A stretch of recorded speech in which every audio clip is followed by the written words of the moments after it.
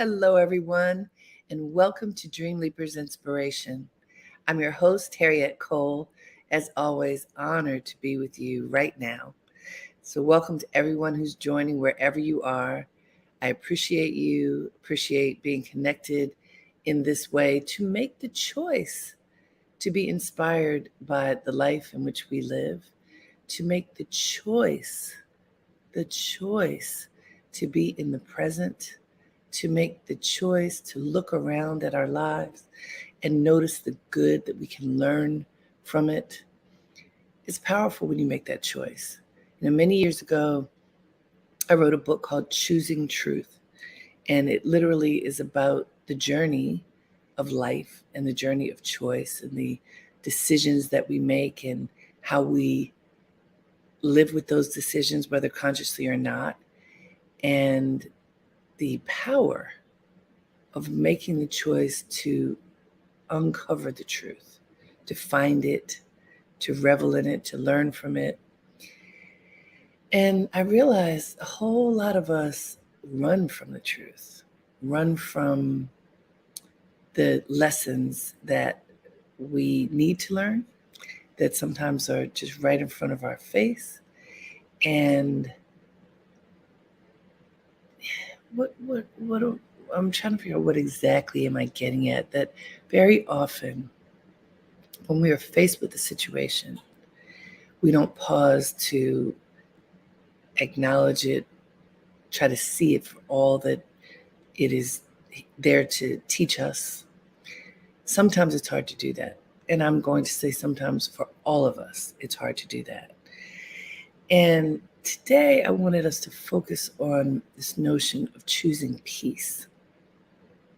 So in the space of choosing truth, because truth is like the big kahuna, so to speak, the overarching window through which you can look at everything.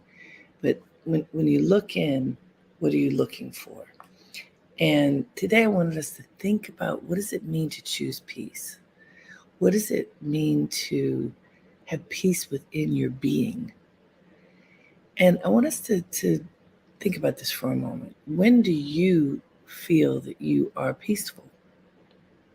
Do you feel that you're peaceful? Do you have moments when you feel that you're peaceful? When from the inside out, you feel relaxed, you feel grounded, you feel capable of engaging with whatever is coming your way. You feel able to stay solid, like your feet firmly planted as you are either still or moving forward, regardless of what is happening. How often do you feel like that? How often do you feel like whatever's going on, rather than getting stirred up, riled up, ready to fight, that you can take a breath, that you can pause, and you can survey the landscape to see, what is this moment calling for right now? And when are you able to pause enough to look at the moment, look at everything surrounding the moment, and choose peace for that moment? How often can you do that? We have many opportunities to do it. This is what I want to point out to all of us. While as you contemplate that question, you look at your day, look at just yesterday, the day before, this day that we're in already. How many opportunities have you had in just the past little bit to choose peace? Think about it. So I'll give you, I love to give examples because examples help us to see things. So I had a wonderful and busy weekend.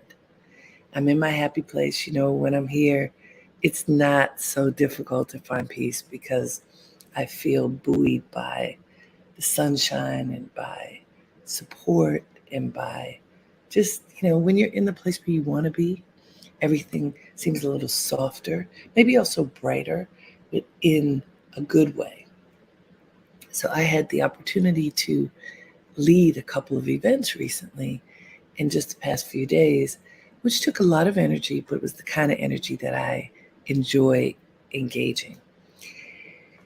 And there was a group of women at one of these events where we were sharing about who we are and what we care about, and all of the women work in the arts in one way or another. And so one of the women who had an opportunity to speak, let me back up and say all of us felt safe. All of us felt like we were in a place where we could share whatever was happening with us and that it was being held like in this covenant of sisterhood. And one woman became very vulnerable and shared some things that had happened in her life that were challenging. And we all supported her in that moment. And as the day progressed, she kept going back to this. Now, the event was for something else.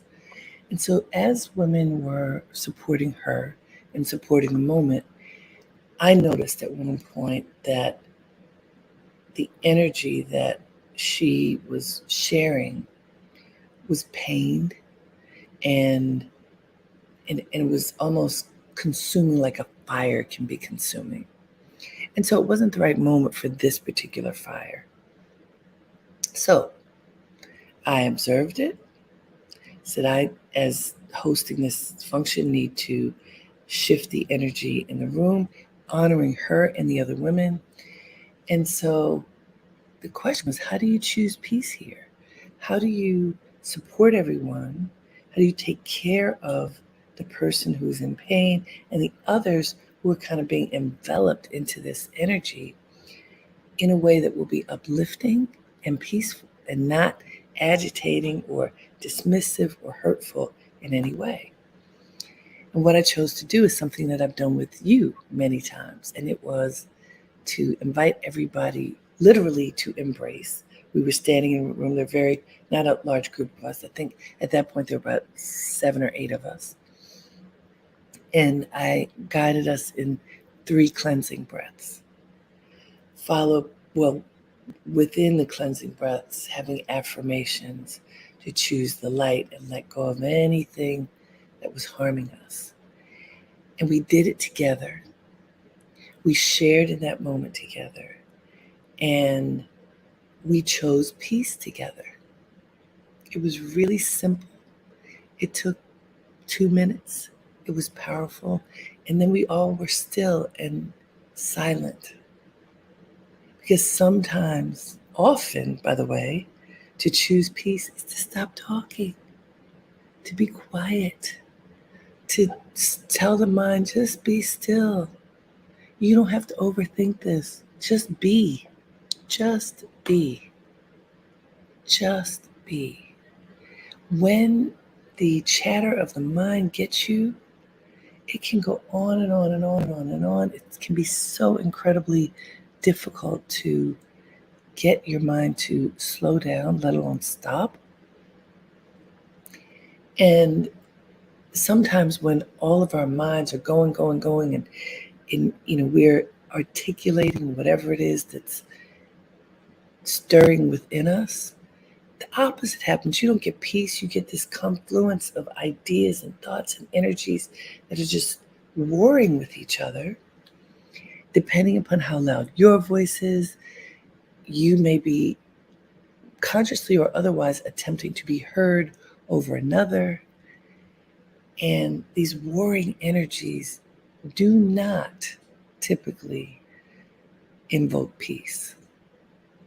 The choice to engage peace usually comes with the choice to be still, at least for a moment. Be still, ground yourself, plant your feet into the earth, lift your body so that you can breathe fully. Maybe sometimes close your eyes, stop even seeing what's in front of you. Just be still and breathe. And ask yourself, what does this moment call for? This is effective in so many different ways. Think about it. How often have you jumped into an argument jumped into a pointing your finger saying, this is how this is supposed to be, when it could have been so much easier to just be still for a moment, survey the moment. Is this the right time for you to do or say whatever is on your mind? And there's something that I learned many years ago through my spiritual tradition. I think that this particular lesson comes from an ancient Indian scripture called the Vedas.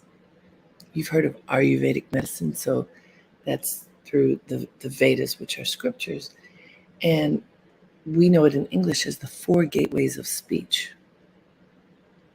These are 4 questions that are recommended that we ask ourselves before speaking.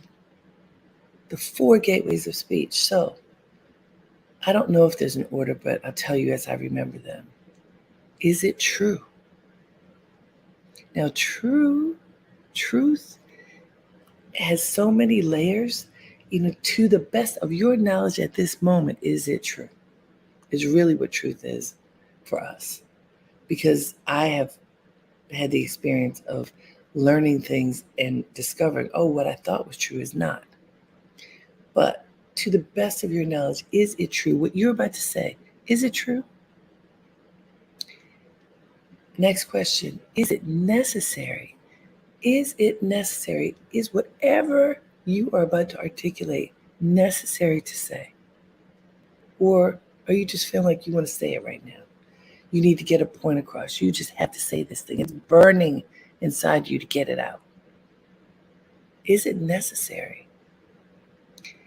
Is it timely? Third question, is it timely?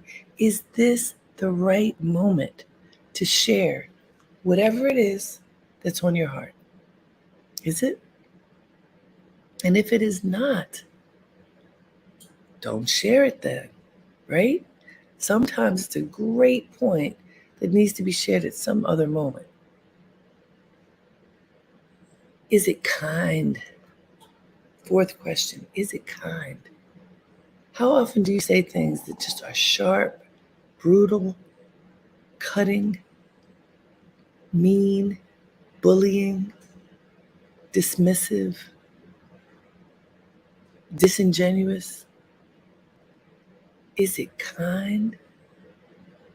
Can you say that whatever is about to come out of your mouth is kind? And if you cannot say that, can you keep it to yourself?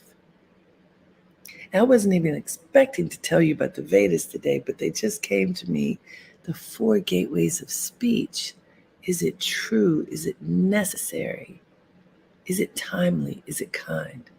If you can answer those questions, trust me, you are going to get closer to the engagement of peace when you communicate with others, because you have already gone through 4 filters before you opened your mouth. Powerful. And it works. It really works. So if you're looking to choose peace, you need to have some filters between you and whatever you articulate, right? Because otherwise, it could be just a knee-jerk. You react to something and boom. It's often when we're reacting to things, it lights a fire. And I am not suggesting that we become docile, that we become compliant, that we just roll over and let people do or say whatever they want. Not at all. Not at all. I am suggesting that we be conscious in our communication and in our actions. And when we do that, we can engage peace. So there's a quote that I found from Eleanor Roosevelt, former First Lady of the United States. She was a brilliant woman and is quoted many times. Her wisdom has guided many people. And I want to bring that up now. She said, it isn't enough to talk about peace. One must believe in it.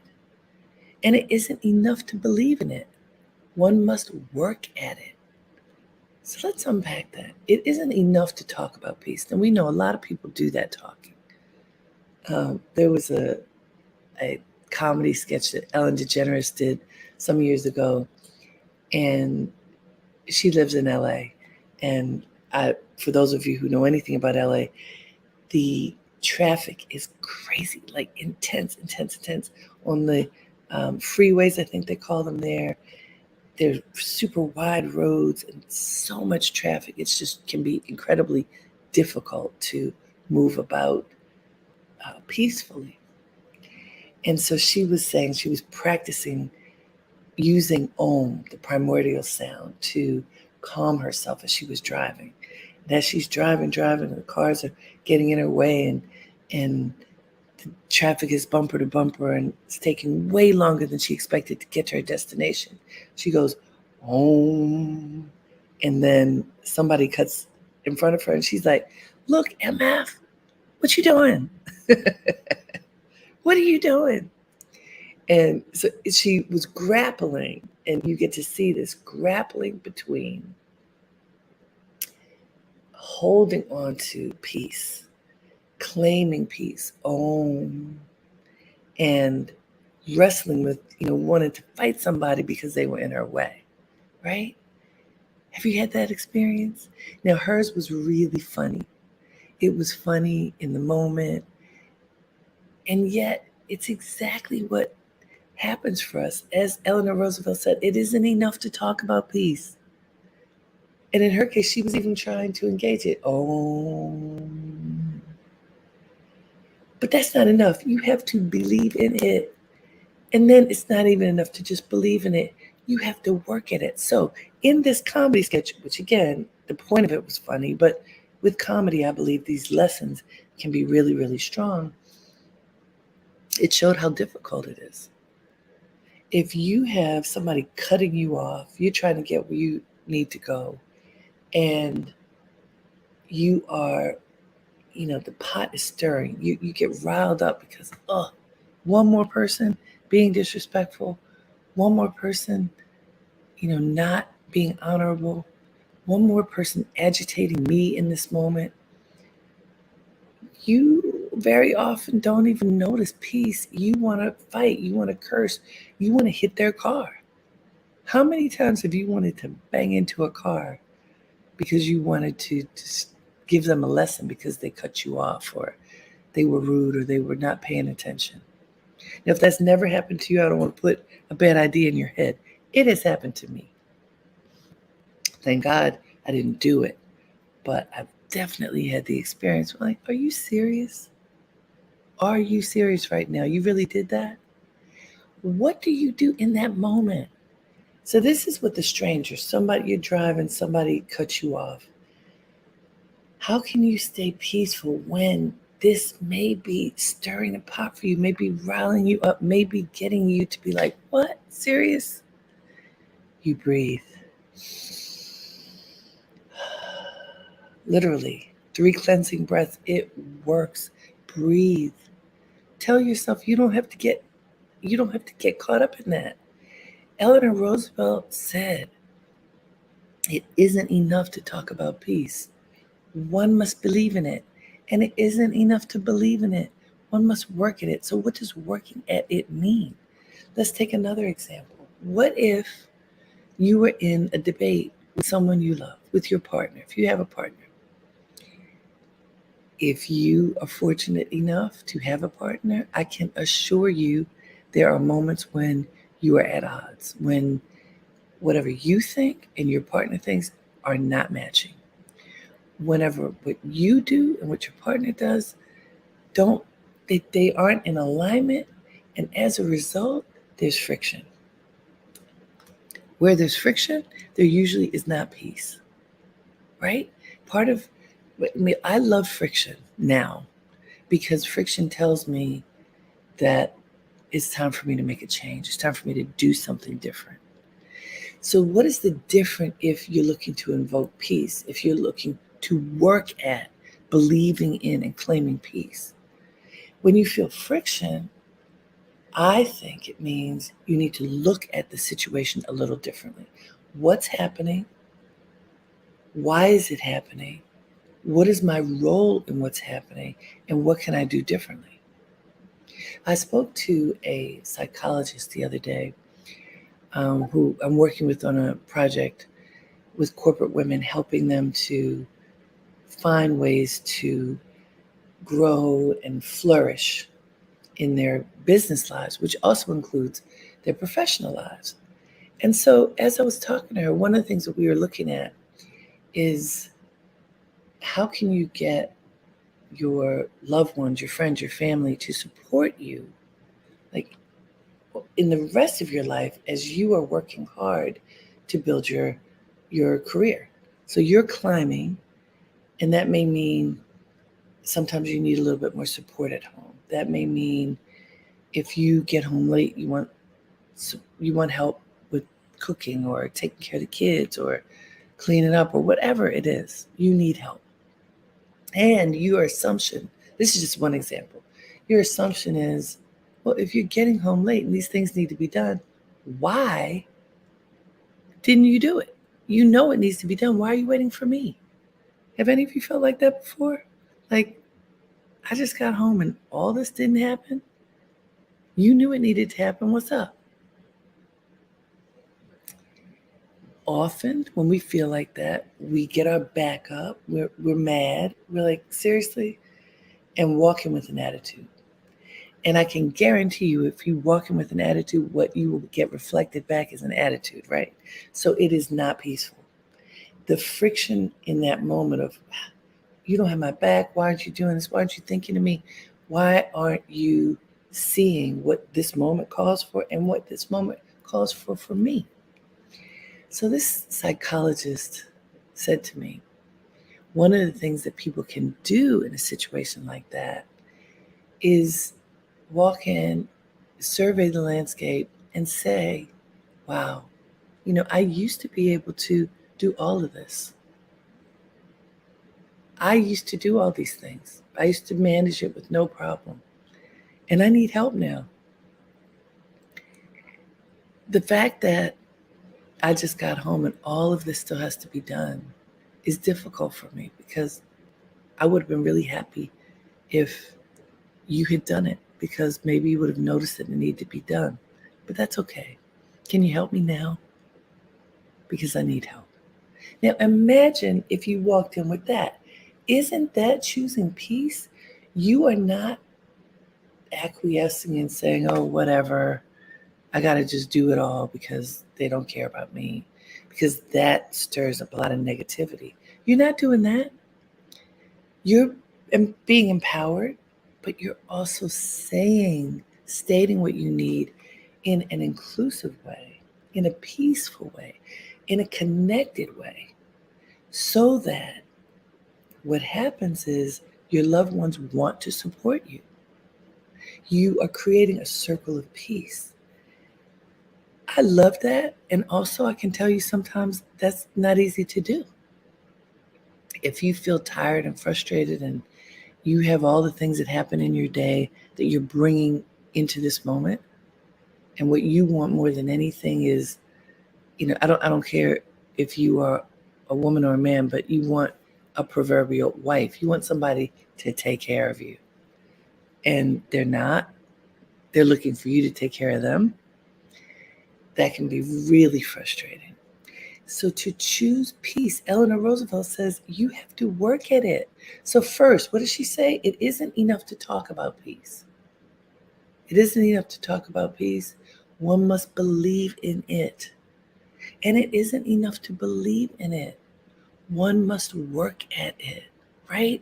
So to work at it in a situation like what I just described is you still have to be the leader of your life.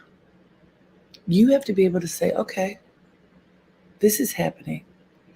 The way this moment is playing out right now is not making me happy. Rather than blaming somebody else for whatever is happening, how do I take responsibility for what it is? What can I do so that the outcome will be better for me and for those who are part of my life? Because if I can make the outcome better, if I can work at infusing peace into this moment, then I can breathe. Then everybody can breathe. Then we can have the space to just be functional, to be happy, to have joy in the moment. Isn't that worth it? And it takes work to get there. Now, sometimes you might be like, I don't want to work. I worked all day. I'm home. I don't want to work anymore. Well, that's not how life works. We have to work at our lives every day. That's what Eleanor Roosevelt said. You must work at it. If you want peace, you have to work at it. And sometimes it means standing up and fighting for what you believe in. Sometimes, think about Dr. King. He didn't physically battle people, but he worked behind the scenes and in front with large groups of people to point out what was standing between all of us and peace for all of us, right? I want to be really clear. Choosing peace does not mean you just sit back and take it. Choosing peace does not mean you let people walk over you. You let people take advantage of you. You let things happen even if you don't believe they should in the name of peace. That is not what I'm talking about. You sometimes have to be fierce in order to choose peace. As Eleanor Roosevelt said, you have to work at it.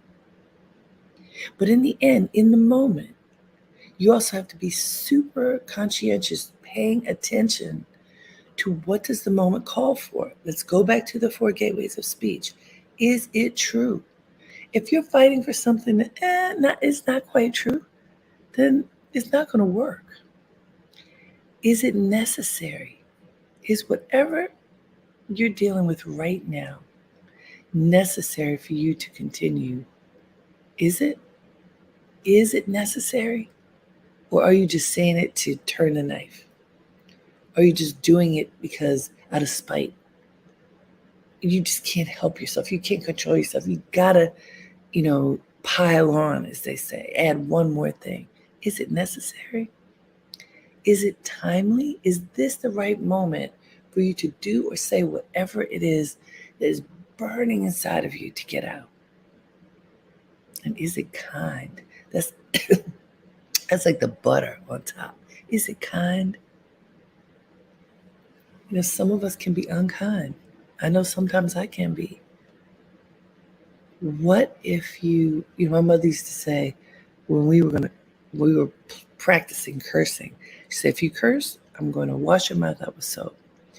Well, imagine that concept of washing your mind, washing your spirit of negativity. When you do that, which is why I believe in meditation, you wash your spirit of negativity. Those cleansing breaths help you to release the negativity that can cloud your vision. When you do that, your life is sweeter, I promise you. And it's something that you may have to do again and again and again and again and again. It's not you do it once and it's done. You do it as often as you need to do it.